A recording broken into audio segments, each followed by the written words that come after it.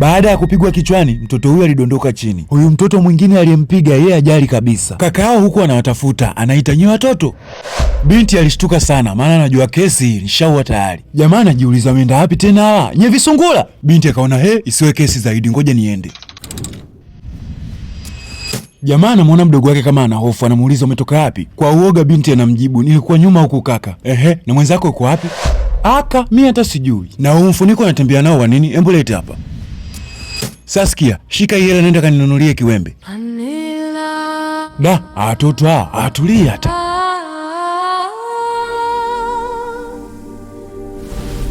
Upande wa pili alipodondoka yule mtoto, inatokea nafsi ya marehemu shangazi yake. Anti alisogea karibu, aliinua sura ya mtoto na kutibu maumivu yaliyokuwa upande wa kichwa. Alimtibu na alifahamu kuwa anti yake anateseka sana. Alichokiona ni kuwa naye karibu kuanzia sasa. Baada ya hapo akaondoka.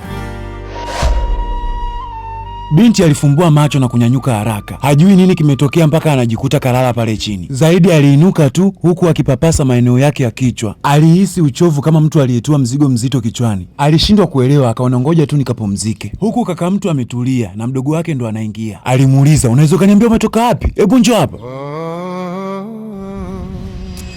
Unaweza ukaniambia ulikuwa wapi na mwenzako ndo anafanya kazi zote za hapa nyumbani? Maskini binti wa watu alikuwa hana cha kujibu, alikaa kimya tu. Au nataka jamii nione sijui kuwalea wadogo zangu? Haya, ulikuwa wapi?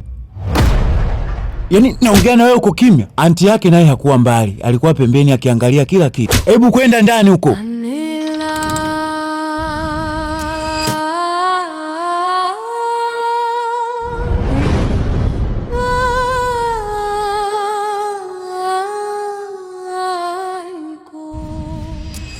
Mida fulani binti alikuwa anaosha vyombo na dada yake akawa anasogea pale alipo, huku mkononi akiwa na vyombo tele. Alimuita, we yatima.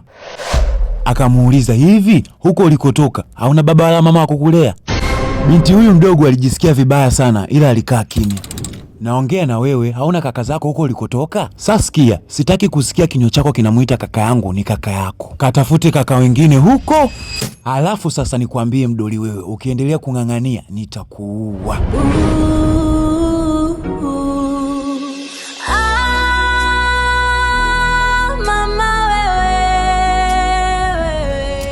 Binti huyu aliumia sana kwa maneno yale. Alihisi kabisa kuyachoka maisha haya ya manyanyaso. Wakati amejikatia tamaa, anti yake anatokea. Yeye hawezi kumuona. Alichokifanya anti yake, alimpumzisha ili aweze kumsaidia kazi pale. Binti aliingia usingizini na anti akaanza kumsaidia kuosha vyombo. Kupitia nguvu alizonazo, kitendo kile kilifanyika kwa haraka sana.